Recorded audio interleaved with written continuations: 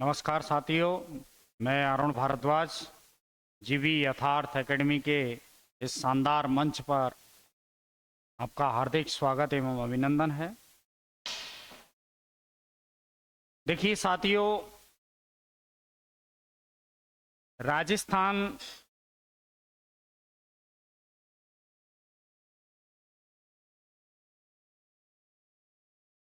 भूगोल की हम बात करें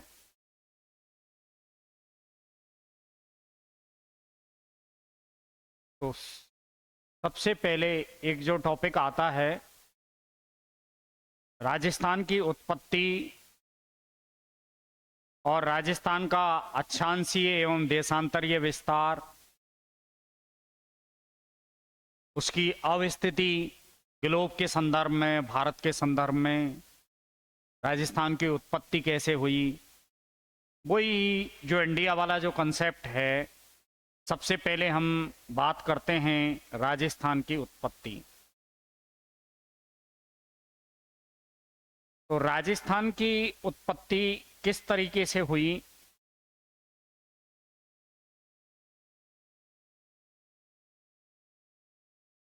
जो सामान्यतः भारत के निर्माण से संबंधित,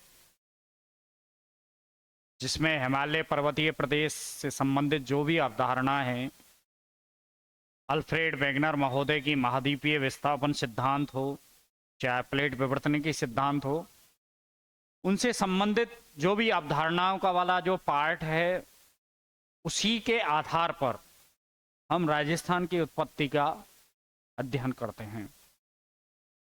देखिए साथियों, राजस्थान की जो उत्पत्ति हुई, ये बात सभी विद्यार्थी जानते हैं कि ग्लोब पर 29% भूभाग पर क्या है, ग्लोब के 29% भूभाग पर स्थल मंडल है। क्या है?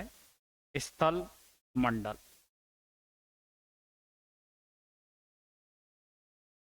और 71% भाग पर क्या है? जल मंडल।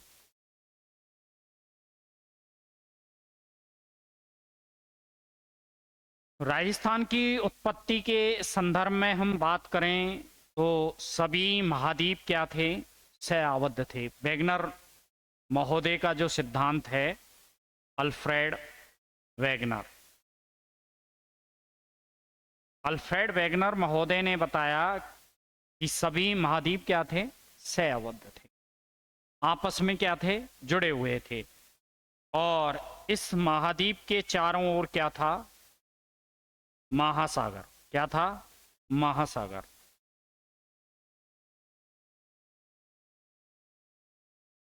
और अल्फ्रेड वेगनर महोदय ने जो स्थल था उसका नाम क्या दिया? पेंजिया। क्या नाम दिया? पेंजिया। और महासागर कौन सा था? पेंथालासा। पेंथालासा। अब ध्यान दीजिएगा, अल्फ्रेड वेगनर महोदय के अनुसार सभी महाद्वीप क्या थे? सह आबद्ध थे, आपस में जुड़े हुए थे। और उस स्थल को नाम क्या दिया था? पेंजिया। और चारों तरफ क्या था? महासागर था। और उस महासागर को क्या नाम दिया? पेंथालासा। और पेंथालासा जो महासागर था, वो पेंजिया के चारों तरफ क्या था? फैला हुआ था। ये बात हम पूर्व में भी कर चुके हैं कि पृथ्वी के भूगर्भ के अंदर रेडियो सक्रिय पदार्थ पाए जाते हैं। और रेडियो सक्रिय जो पदार्थ हैं, उनसे क्या है? तरंगें निकलती हैं। क्या निकलती हैं? तरंगें। और इन तरंगों को हम क्या कहते हैं? संवहन तरंगें। क्या कहते हैं? संवहन तरंगें। और संवहन तरंग का जो सिद्धांत दिया था भूगोल में, आर्थर होम्स ने। किसने दिया था? आर्थर होम्स ने। तो देखिए, रेडियो जो सक्रिय पदार्थ हैं, उनसे भूगर्भ में, पृथ्वी के भूगर्भ में जो उपस्थित रेडियो सक्रिय पदार्थ हैं, उनसे क्या निकलती हैं? संवहन तरंगें निकलती हैं। और इन संवहन तरंगों के बारे में जस्टिफाई जो वर्तमान 21वीं शताब्दी में काफी तर्कसंगत सिद्धांत है, प्लेट विवर्तनिकी सिद्धांत, वहां भी जस्टिफाई किया गया है कि पृथ्वी के भूगर्भ में रेडियो सक्रिय पदार्थ होते हैं और उन रेडियो सक्रिय पदार्थों से क्या निकलती हैं, संवहन तरंगें निकलती हैं। और उन संवहन जो तरंगें हैं वो आपस में क्या करती हैं, अभिसरण क्या करती हैं, एक तो अभिसरण करती हैं और कन्वर्जेशन अभिसरण।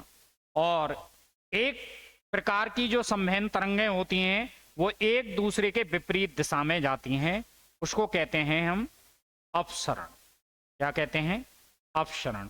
तो प्लेट विवर्तनिकी सिद्धांत ने भी संवहन तरंगों वाला जो सिद्धांत है या संवहन तरंगों वाली जो अवधारणा है उसको स्वीकार किया गया है कि पृथ्वी के भूगर्भ में रेडियो सक्रिय पदार्थ होते हैं और उन रेडियो सक्रिय पदार्थों से क्या निकलती हैं, संवहन तरंगें निकलती हैं। अब ध्यान दीजिएगा कि अल्फ्रेड वेगनर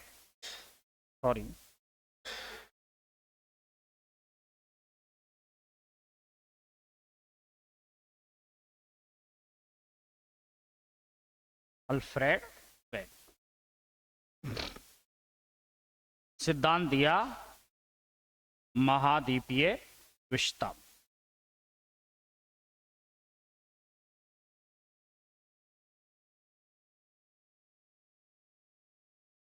और सभी महाद्वीपों को क्या माना, पेंजिया।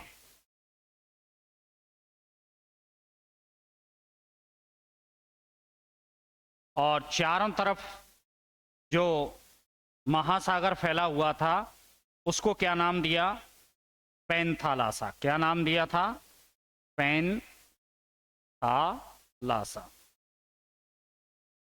अब जो पेंजिया था उसमें संवहन तरंगों के कारण क्या हुआ, ये पेंजिया दो भागों में डिवाइडेड हुआ, दो भागों में डिवाइडेड हुआ। और उत्तरी जो भाग था इसको क्या कहा गया, अंगारा लैंड। और पेंजिया का विभाजन कब हुआ, कार्बोनीफेरस युग में, कार्बोनीफेरस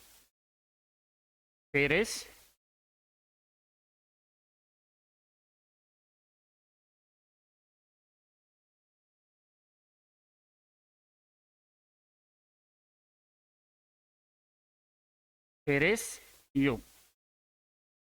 और कार्बोनीफेरस युग में पेंजिया दो भागों में डिवाइडेड हुआ, एक तो अंगारा लैंड, उत्तरी भाग क्या कहलाया,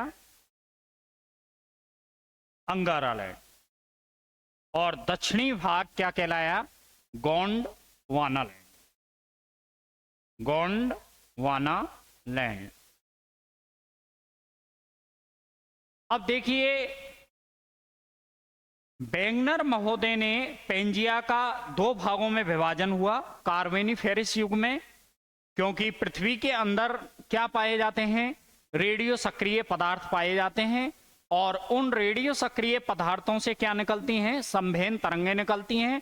तो उन संवहन तरंगों के कारण कोई भ्रंश का निर्माण हुआ और उस भ्रंश के निर्माण के कारण पेंजिया कितने भागों में डिवाइडेड हुआ, दो भागों में।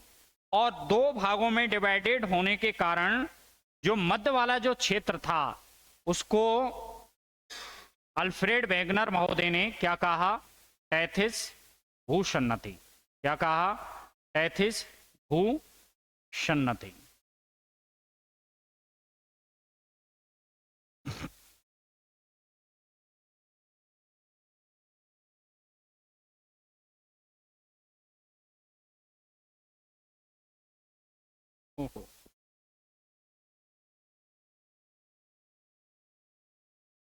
क्या कहा, टैथिस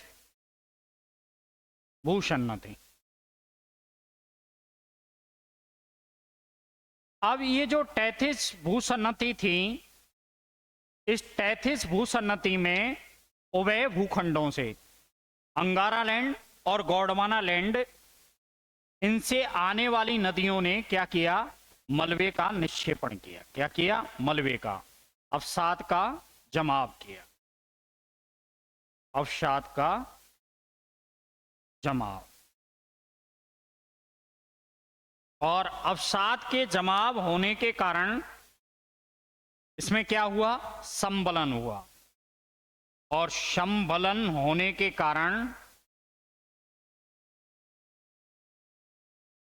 कारण किसका निर्माण हुआ?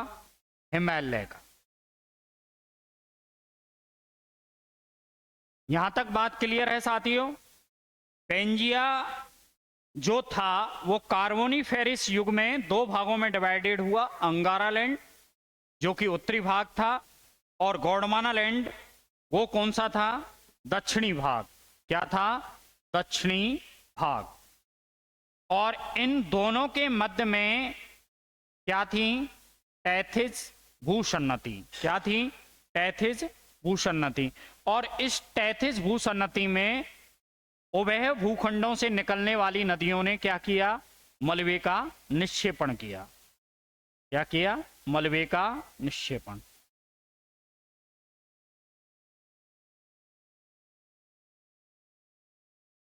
मिनट बाद।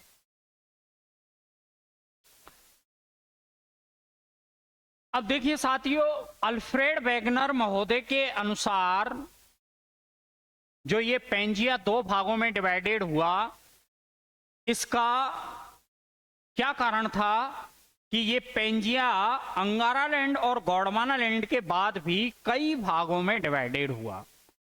तो वेगनर महोदय ने पश्चिम की ओर जो भाग था उत्तरी अमेरिका, जो अंगारा लैंड से टूट करके पश्चिम की ओर गया, तो ये चंद्रमा के ज्वारीय शक्ति के कारण पेंजिया का क्या हुआ? पश्चिम की ओर खिसकाव हुआ। उत्तरी भाग वाला जो अंगारा लैंड वाला जो भाग है, उसका जो पश्चिमी जो क्षेत्र है, माना कि ये जो क्षेत्र है, इसका पश्चिम की ओर संचलन हुआ। कहां हुआ? पश्चिम की ओर संचलन। और पश्चिम की ओर संचलन होने के कारण किसका निर्माण हुआ? उत्तरी अमेरिका का। किसका निर्माण हुआ? उत्तरी अमेरिका का। तो ये सामान्यतः आपको ध्यान रखना है थोड़ा सा एज ए क्यूरियोसिटी, कि अल्फ्रेड वेगनर महोदय ने जो अंगारा लैंड का जो पश्चिमी भाग था, जैसे कि ये वाला भाग था, ये चंद्रमा की ज्वारीय शक्ति के कारण पश्चिम की ओर गया। पश्चिम की ओर संचलन करने के कारण किसका निर्माण हुआ? उत्तरी अमेरिका का निर्माण हुआ। और पूर्वी जो वाला भाग है उसको हम क्या कहते हैं? यूरेशिया। यूरेशिया का मतलब क्या होता है? एशिया और यूरोप को मिलाकर के यूरेशिया कहा जाता है। सामान्य चीजें हैं, ध्यान रखिए। और जो दक्षिणी जो वाला भाग था गोंडवाना लैंड का, उसका जो पश्चिमी भाग पश्चिम की ओर चंद्रमा की ज्वारीय शक्ति के कारण जाने के कारण किसका निर्माण हुआ? दक्षिणी अमेरिका का निर्माण हुआ। तो मैं यहां क्लियर कर देता हूं कि चंद्रमा की ज्वारीय शक्ति के कारण पश्चिम की ओर संचलन के होने के कारण उत्तरी अमेरिका का निर्माण और दक्षिणी अमेरिका का निर्माण। फिर हम सेपरेट अंगारा लैंड में किसको इंक्लूड करते हैं और गोंडवाना लैंड में किसको इंक्लूड करते हैं, क्योंकि टीचर सामान्यतः क्या है? एक साथ पढ़ा देते हैं, अंगारा लैंड क्या है, गोंडवाना लैंड क्या है, कोई जस्टिफाई नहीं हो पाता है। तो पश्चिम की ओर संचलन होने के कारण उत्तरी अमेरिका और दक्षिणी अमेरिका क्या शक्ति थी? चंद्रमा की ज्वारीय शक्ति। देखिए अल्फ्रेड वेगनर महोदय का जो सिद्धांत था वो हाइपोथेसिस था। क्या थी? अवधारणा थी। वो कोई वैज्ञानिक तर्क नहीं था, वो एक अवधारणा थी। और उस अवधारणा को अल्फ्रेड वेगनर महोदय ने 1912 ईस्वी में प्रस्तुत किया था। अब देखिएगा, भूमध्य रेखा की ओर जो अत्यधिक स्थल भाग पाया जाता है उसका कारण क्या था? प्लवनशीलता था। क्या था साथियों? प्लवनशीलता और गुरुत्वाकर्षण। क्या था? प्लवनशीलता और गुरुत्वाकर्षण। देखिए ये चीज असिस्टेंट प्रोफेसर या स्कूल लेक्चरर जैसी एग्जाम की है, लेकिन समझना चाहिए एज ए क्यूरियोसिटी, जिज्ञासात्मक। तो भूमध्य रेखा की आसपास क्या पाया जाता है? स्थल भाग अधिक पाया जाता है। तो भूमध्य रेखा की ओर अधिक स्थल भाग पाए जाने का कारण अल्फ्रेड वेगनर महोदय ने बताया कि प्लवनशीलता और गुरुत्वाकर्षण बल के कारण भूमध्य रेखा की ओर उभय भूखंड कौन कौन से? अंगारा लैंड और गोंडवाना लैंड भूमध्य रेखा की तरफ आकर्षित हुए। और पश्चिम की ओर उत्तरी अमेरिका और दक्षिणी अमेरिका किसके कारण गए? चंद्रमा की ज्वारीय शक्ति के कारण गए। तो यहां तक क्लियर है। अब हम बात करते हैं कि अंगारा लैंड और गोंडवाना लैंड में किस किस को सम्मिलित किया जाता है। तो देखिए, अंगारा लैंड,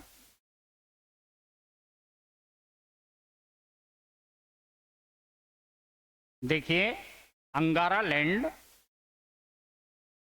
में किसको सम्मिलित किया जाएगा?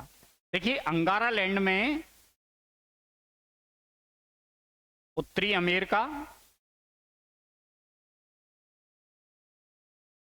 हम इसको यह भी कह सकते हैं संयुक्त राज्य अमेरिका। संयुक्त राज्य अमेरिका का मतलब उत्तरी अमेरिका और कनाडा, और या फिर ऐसे भी कह सकते हैं उत्तरी अमेरिका या नॉर्थ अमेरिका कॉन्टिनेंटल, उत्तरी अमेरिका। तो अंगारा लैंड में उत्तरी अमेरिका और एशिया और यूरोप को हम किस में रखते हैं? अंगारा लैंड में। और गोंडवाना लैंड में, गोंडवाना लैंड, गोंडवाना लैंड में हम रखते हैं सबसे पहले दक्षिणी अमेरिका। किसको रखेंगे? दक्षिणी अमेरिका, दक्षिणी अमेरिका और अफ्रीका,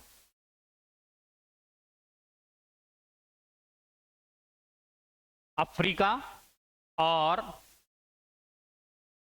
भारत, भारत का प्रायद्वीपीय भाग। किसको रखेंगे? भारत का प्रायद्वीपीय भाग या प्रायद्वीपीय पठार। और इसके बाद ऑस्ट्रेलिया,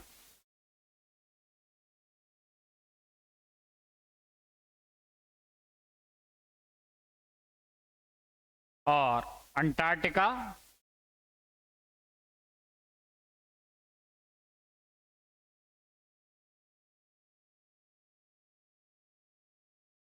और न्यूजीलैंड।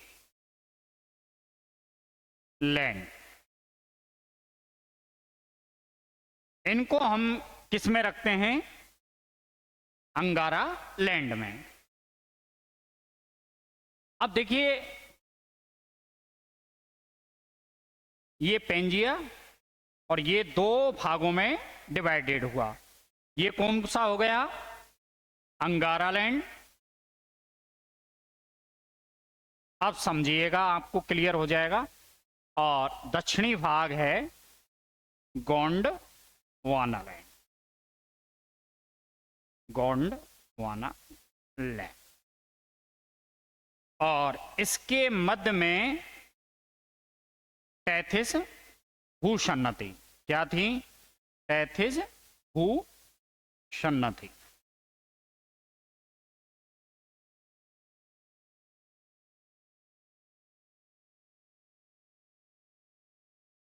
यहां तक क्लियर है? अब देखिएगा, अंगारा लैंड में हमने उत्तरी अमेरिका, एशिया और यूरोप, और गोंडवाना लैंड में दक्षिणी अमेरिका, अफ्रीका, भारत का प्रायद्वीपीय भाग, ऑस्ट्रेलिया, अंटार्कटिका और न्यूजीलैंड, इनको हमने क्या किया? इंक्लूड किया। अब देखिए, हमारा जो राजस्थान है, हिमालय जो पर्वतीय जो क्षेत्र है उसको और उत्तर भारत के विशाल मैदान को किस में रखते हैं? हम अंगारा लैंड वाले पार्ट में रखते हैं। क्यों? कि टैथिस वो जो भूसन्नति थी, उस टैथिस भूसन्नति के जो मलबा था, तलछट थी, इसमें जो मलबा था या अवसाद था, उस अवसाद में भू संचलन होने के कारण बृहद स्तर पर संबलन, बलन नहीं संबलन होने के कारण किसका निर्माण हुआ? हिमालय पर्वत श्रेणी का निर्माण हुआ। तो टैथिस भूसन्नति के स्थान पर किसका निर्माण हुआ साथियों? हिमालय पर्वतीय श्रेणी का। मैंने पूर्व में बता चुका हूं कि अंगारा लैंड और गोंडवाना लैंड दोनों उभय भूखंडों से निकलने वाली नदियों के द्वारा जो मलबा या तलछट या अवसाद टैथिस भूसन्नति में जमा हुआ, उससे किसका निर्माण हुआ? हिमालय पर्वत श्रृंखला का निर्माण हुआ। तो हमारा राजस्थान जो वाला पार्ट है, ये राजस्थान वाला जो पार्ट है, तो इसका कुछ भाग किसमें है? प्रायद्वीपीय पठार में है, अर्थात गोंडवाना लैंड का हिस्सा है, और कुछ भाग हमारा अंगारा लैंड में इंक्लूड किया जाता है। तो यहां तक क्लियर है। अब अंगारा लैंड में हम इसको इंक्लूड इसलिए नहीं करते, काफी बार यहां पर क्वेश्चन पूछा कि सर इसको अंगारा लैंड में इंक्लूड क्यों नहीं किया जाता? तो देखिए साथियों, इस स्थान पर क्या थी? टैथिस भूसन्नति। क्या थी? टैथिस भूसन्नति।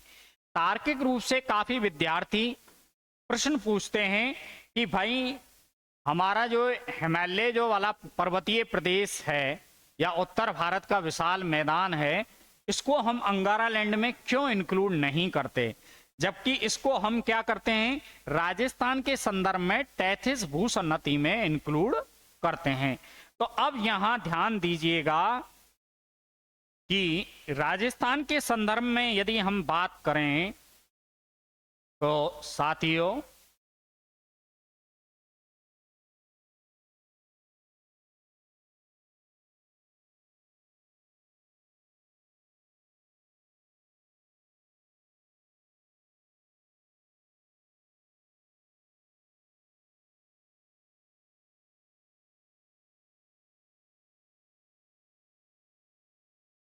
तो देखिए राजस्थान में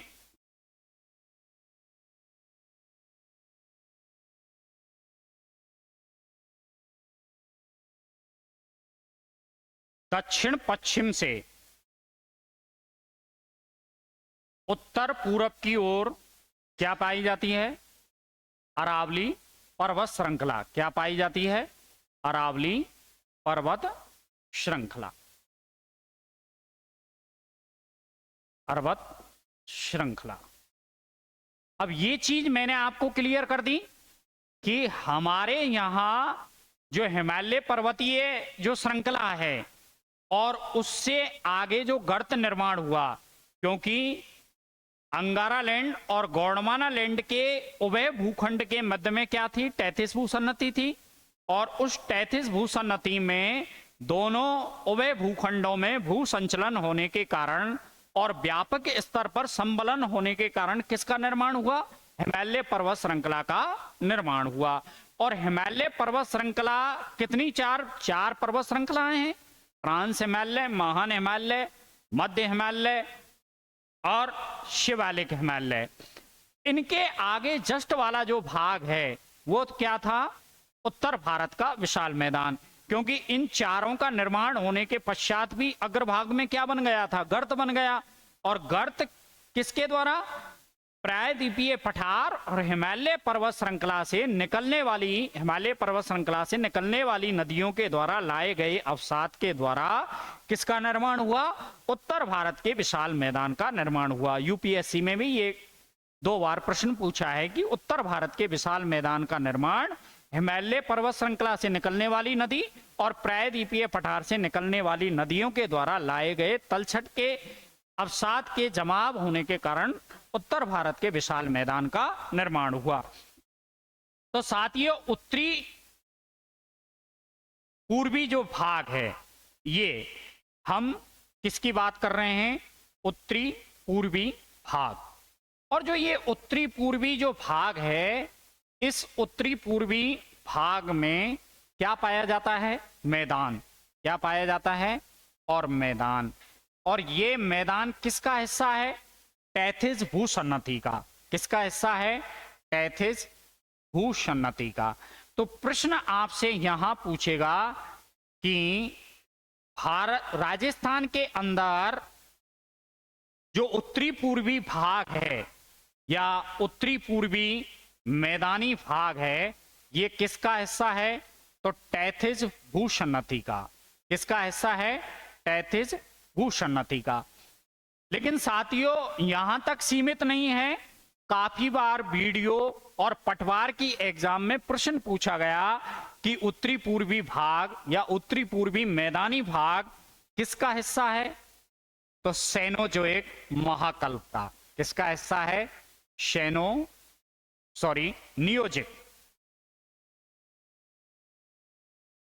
नियोजिक महाकल्प। नियोजिक महाकल्प का अभी और क्लियर करेंगे कंसेप्ट। नियोजिक महाकल्प। अब देखिए, नियोजिक जो महाकल्प है इसको हम क्या कहते हैं? नवनूतन काल। क्या कहते हैं? नवनूतन काल। ये पटवारी के एग्जाम में प्रश्न पूछा था एक बार कि नियोजिक महाकल्प, और उसमें हिंदी में दे रखा था नवनूतन काल। तो उत्तरी पूर्वी भाग या मैदानी भाग जो टैथिस भूसन्नति का हिस्सा है, ये क्या है? नियोजिक महाकल्प या नवनूतन कल्प का। ये चीज मैंने आपको पूर्व में बता ही दी है कि हम जो हिमालय पर्वतीय जो श्रृंखला है अल्पाइन युग में बनी है, कब बनी है? ये सेनोजोइक महाकल्प में जिसका निर्माण हुआ है, इसको हम किस में इंक्लूड करते हैं? टैथिस भूसन्नति में। और ये हिस्सा हमारा किस में बना हुआ है? टैथिस भूसन्नति में। अंगारा लैंड में सिर्फ उत्तरी अमेरिका और यूरेशिया अर्थात एशिया और यूरोप को ही इंक्लूड किया जाता है। तो उत्तरी पूर्वी भाग मैदानी भाग को हम कब निर्माण हुआ? नियोजिक महाकल्प या नवनूतन काल में निर्माण हुआ। यहां तक क्लियर है। और ये जो आपका दक्षिणी पूर्वी पठारी क्षेत्र क्या है?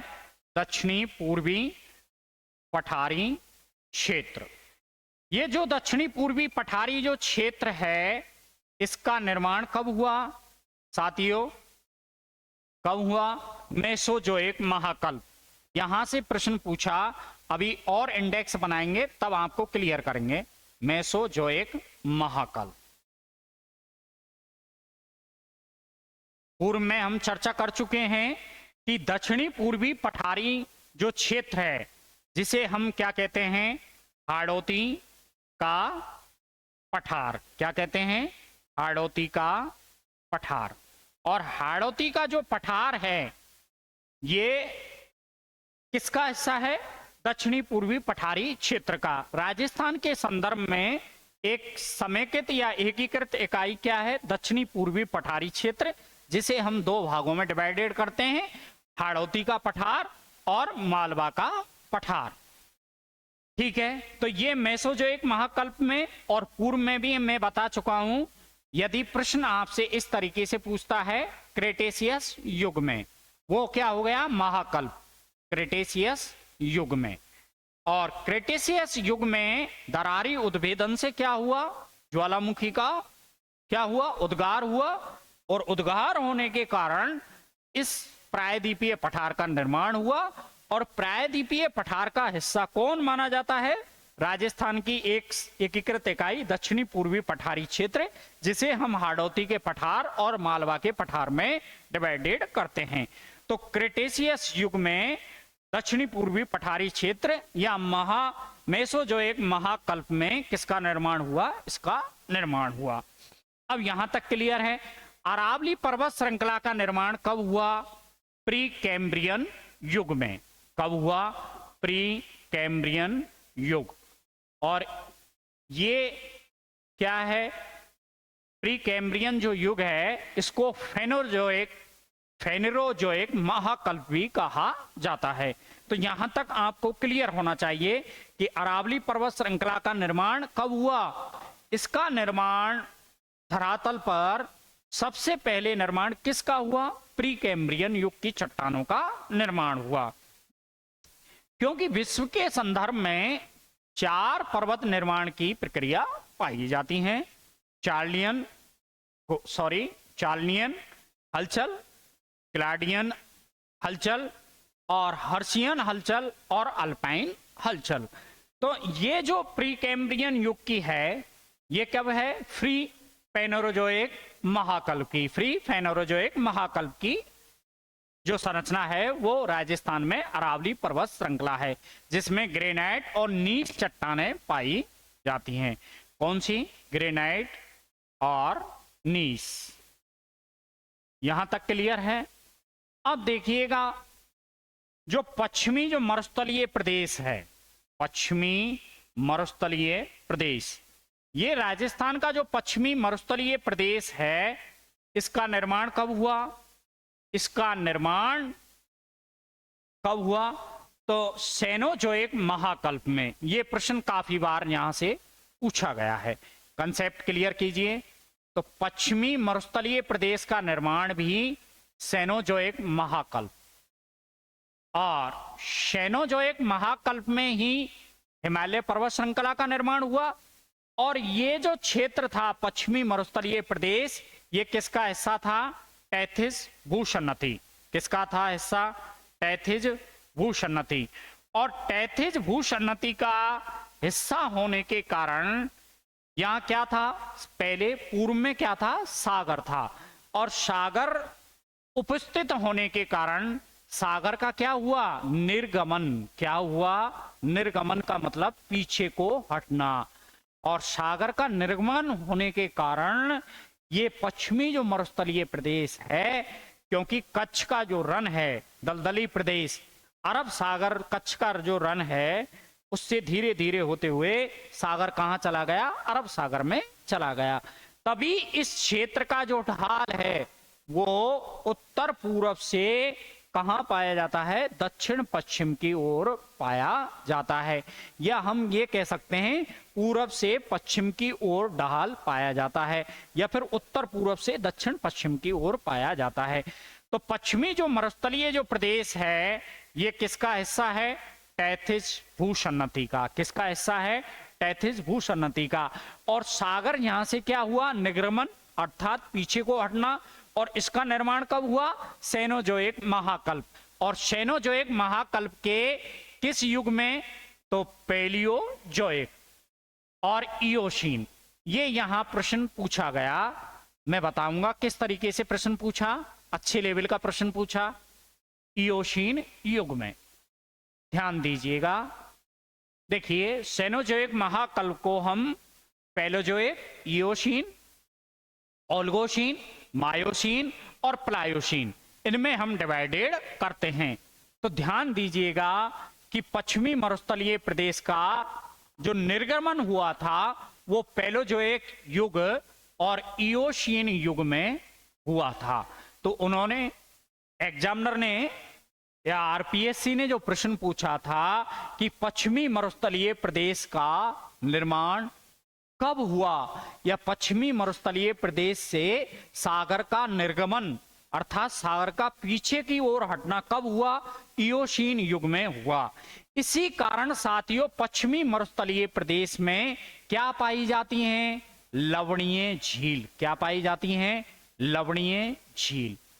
यदि मेंस एग्जाम में आपसे प्रश्न पूछता है कि क्या कारण है कि पश्चिमी मरुस्थलीय प्रदेश में सागरीय अवशेष पाए जाते हैं, इसका विश्लेषण कीजिए या व्याख्या कीजिए, तो साथियों पश्चिमी मरुस्थलीय प्रदेश का निर्माण पैलोजोइक युग या इयोसीन युग में हुआ। कौन से महाकल्प में? सेनोजोइक महाकल्प में।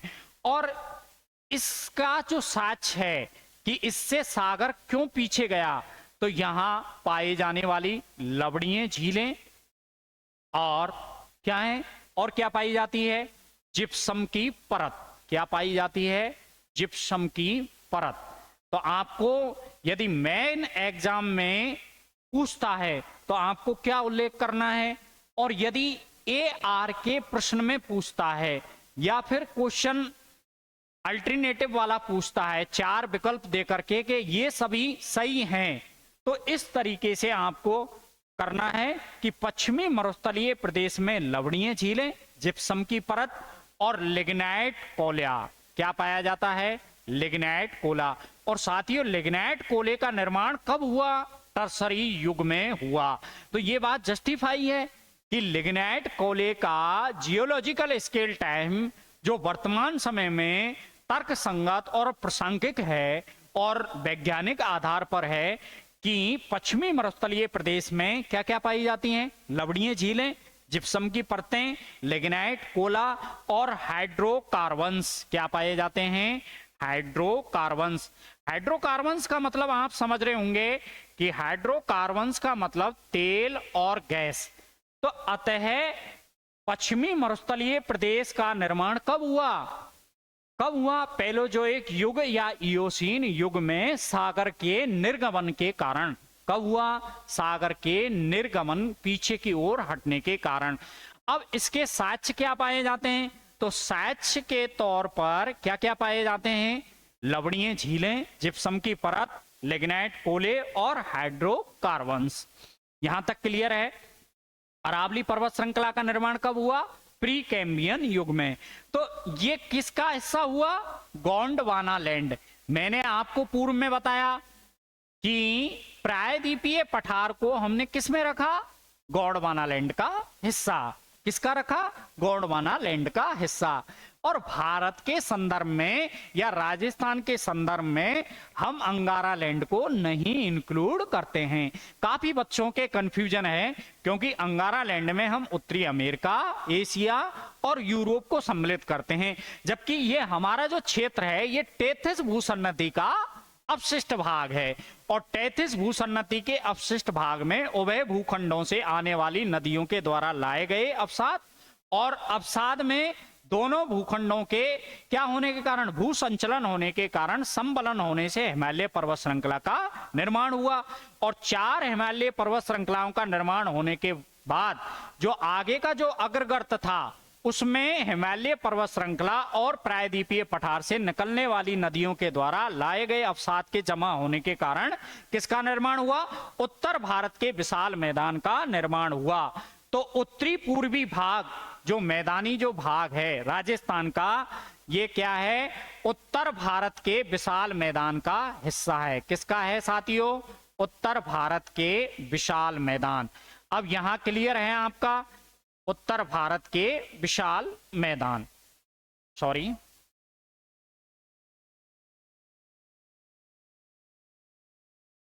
उत्तर भारत का विशाल मैदान। तो यहां तक क्लियर है? अब हम इसको अलग कर लेते हैं, सेपरेट सेपरेट इंडेक्स बना करके। अब देखिएगा, देखिए राजस्थान,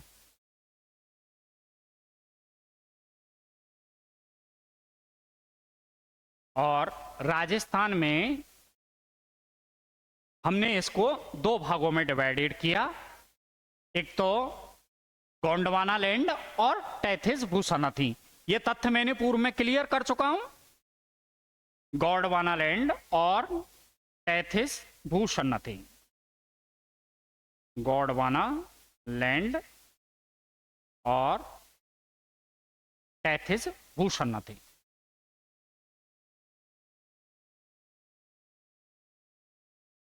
टेथिस भूसन्नति।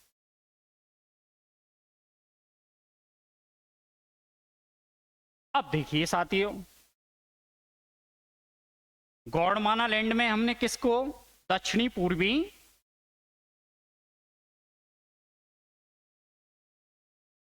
पठारी प्रदेश, और दक्षिणी पूर्वी पठारी जो प्रदेश है, इसमें हमने क्या क्या इंक्लूड किया? हाड़ौती का पठार। प्रश्न कैसे भी पूछ ले, आपको तैयार रहना है। हाड़ौती का पठार और मालवा का पठार। मालवा का पठार।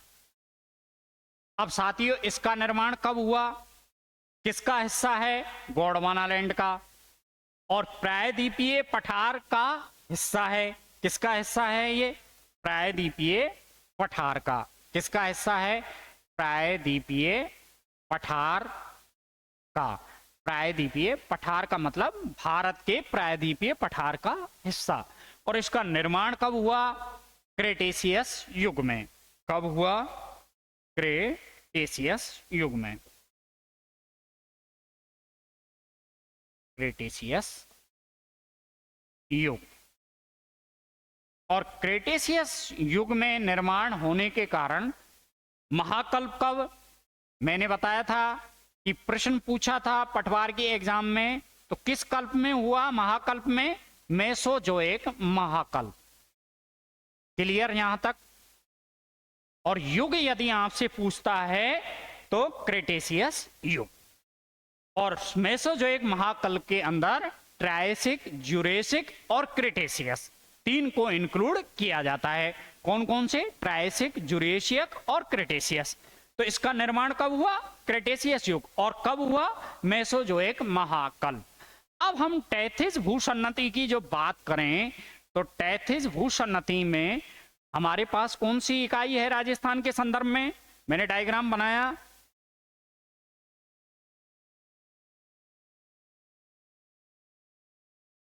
कौन सी इकाई है? उत्तरी पूर्वी भाग। और उत्तरी पूर्वी जो भाग है, उत्तरी पूर्वी मैदानी भाग।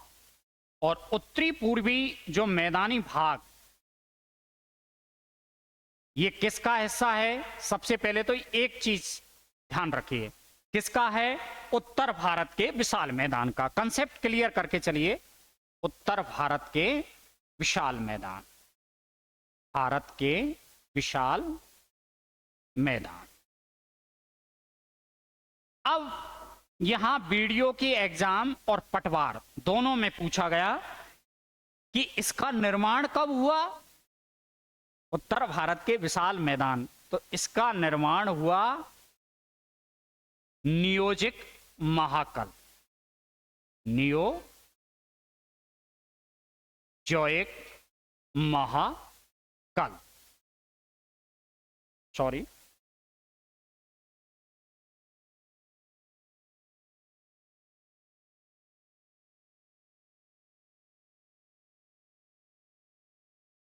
नियोजिक महाकल्प। नियोजिक महाकल्प में। और पश्चिमी मरुस्थलीय प्रदेश, पश्चिमी मरुस्थलीय प्रदेश। और पश्चिमी मरुस्थलीय प्रदेश का निर्माण कब हुआ? सेनोजोइक महाकल्प। सेनोजोइक महाकल्प।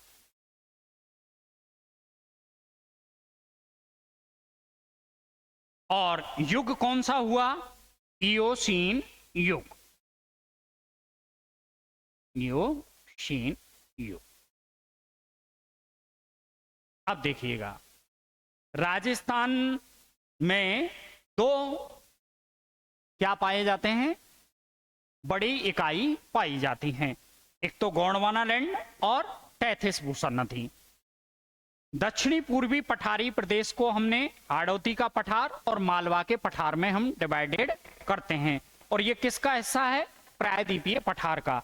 और इसका निर्माण कब हुआ? क्रेटेशियस युग में या मेसोजोइक महाकल्प में। और टैथिस भूसन्नति किसका हिस्सा है? तो सॉरी, टैथिस भूसन्नति का हिस्सा कौन सा है राजस्थान में? उत्तरी पूर्वी मैदानी भाग। और ये उत्तरी पूर्वी मैदानी भाग किसका हिस्सा है? उत्तर भारत के विशाल मैदान का। और इसका निर्माण कब हुआ? नियोजिक महाकल्प। नियोजिक महाकल्प में हम प्लायोस्टोसीन और हेलिसोन को इंक्लूड करते हैं। तो उत्तर भारत के विशाल मैदान का निर्माण कब हुआ? प्लायोस्टोसीन काल में हुआ। तो ये नियोजिक महाकल्प में। और यदि युग की बात पूछता है तो तो हम उत्तरी पूर्वी मैदानी भाग को राजस्थान के को किसमें करेंगे? प्लास्टोसीन।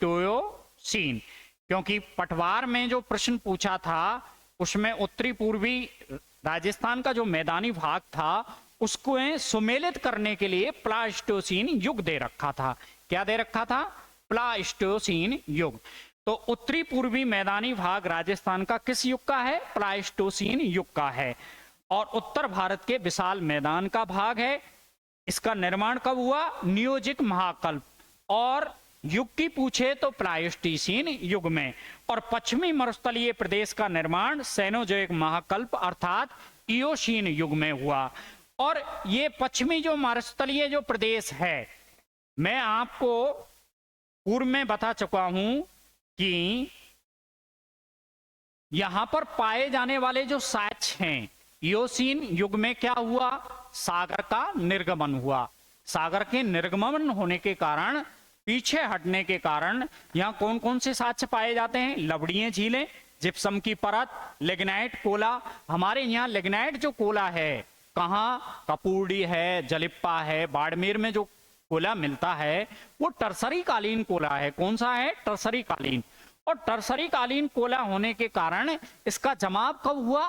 पैलियोसीन युग या इयोसीन युग के कारण।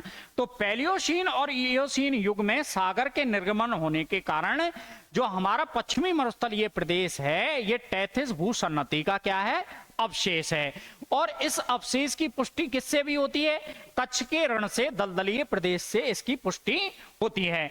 तो यहाँ साक्ष्य के तौर पर क्या है? लवणीय झीलें, जिप्सम की परतें, लिग्नाइट कोले और हाइड्रोकार्बन्स और क्षारीय मृदा। कैसी मृदा पाई जाती है? क्षारीय मृदा, या हम ये कह सकते हैं लवणीय मृदा।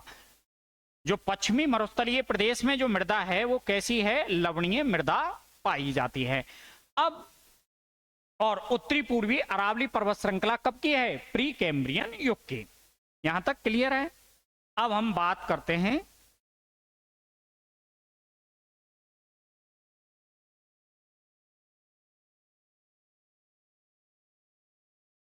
नेक्स्ट।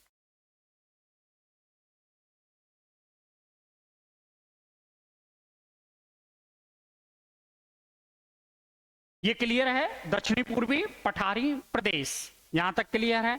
अब देखिए अरावली पर्वत श्रृंखला को, अब यहां कंसेप्ट क्लियर कीजिए। अरावली पर्वत श्रृंखला का निर्माण कब हुआ? प्री फेनोरोजोइक युग में, जब हमारे जीवन पर या हमारे धरातल पर या हमारी पृथ्वी पर जब जीवन नहीं था, तब उस समय हमारी अरावली पर्वत श्रृंखला का निर्माण हुआ। जो प्रथम पर्वत निर्माण की जो प्रक्रियाएं थी, युग थे, उनमें अरावली पर्वत श्रृंखला का निर्माण हुआ। लेकिन दक्षिणी पूर्वी पठारीय प्रदेश में हम अरावली पर्वत श्रृंखला को भी इंक्लूड करते हैं। तो हमारे यहाँ गोंडवाना लैंड के कौन कौन से भाग हुए? एक तो अरावली पर्वत श्रृंखला और दूसरा दक्षिणी पूर्वी पठारी प्रदेश, जिसमें हम हाड़ौती का पठार, मालवा का पठार, और ये किसका हिस्सा है? प्रायद्वीपीय पठार का हिस्सा। कब हुआ? क्रेटेशियस युग में। कौन से महाकल्प में? मेसोजोइक महाकल्प में। और टैथिस भूसन्नति का हिस्सा कौन कौन सा है? तो उत्तरी पूर्वी मैदानी भाग, जिसका निर्माण कब हुआ? प्लाइस्टोसीन युग में हुआ, जो कि उत्तर भारत के विशाल मैदान का हिस्सा है। और जिसका नियोजिक महाकल्प, कौन सा महाकल्प? नियोजिक महाकल्प और प्लाइस्टोसीन युग। और पश्चिमी मरुस्थलीय प्रदेश का निर्माण कब हुआ? इयोशीन युग में, जिसे हम सेनोजोइक महाकल्प में इंक्लूड करते हैं। महाकल्प पूछे तो सेनोजोइक महाकल्प और युग पूछे तो इयोशीन युग में। तो साथियों, यहाँ राजस्थान की उत्पत्ति से संबंधित जो अवधारणा है वो क्लियर हुई। और कल हम राजस्थान का अक्षांशीय एवं देशांतरीय विस्तार का अध्ययन करेंगे। तो कल हेडिंग लगाइएगा, राजस्थान का अक्षांशीय एवं देशांतरीय विस्तार। अब जीवन में कभी भी यहां से प्रश्न गलत नहीं होगा, क्योंकि सारे जो क्वेश्चंस हैं, जो सारी जो जिज्ञासा थी, उसकी मैंने पूर्ति कर दी है। तो राजस्थान का अक्षांशीय एवं देशांतरीय विस्तार।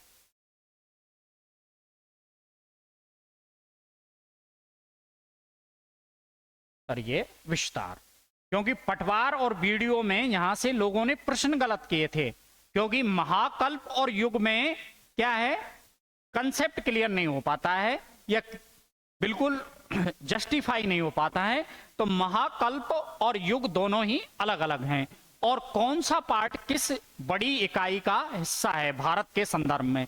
तो ये सारी चीजें हम कल क्लियर कर चुके हैं कि राजस्थान की उत्पत्ति कैसे हुई, और राजस्थान की उत्पत्ति के बाद में कौन कौन सी भौगोलिक इकाई किस किस का हिस्सा है, गोंडवाना लैंड का हिस्सा कौन कौन सी इकाई है, और टेथिस भूसन्नति का हिस्सा कौन कौन सी इकाई हैं। और कल साथियों राजस्थान का अक्षांशीय एवं देशांतरीय विस्तार का अध्ययन करेंगे। धन्यवाद।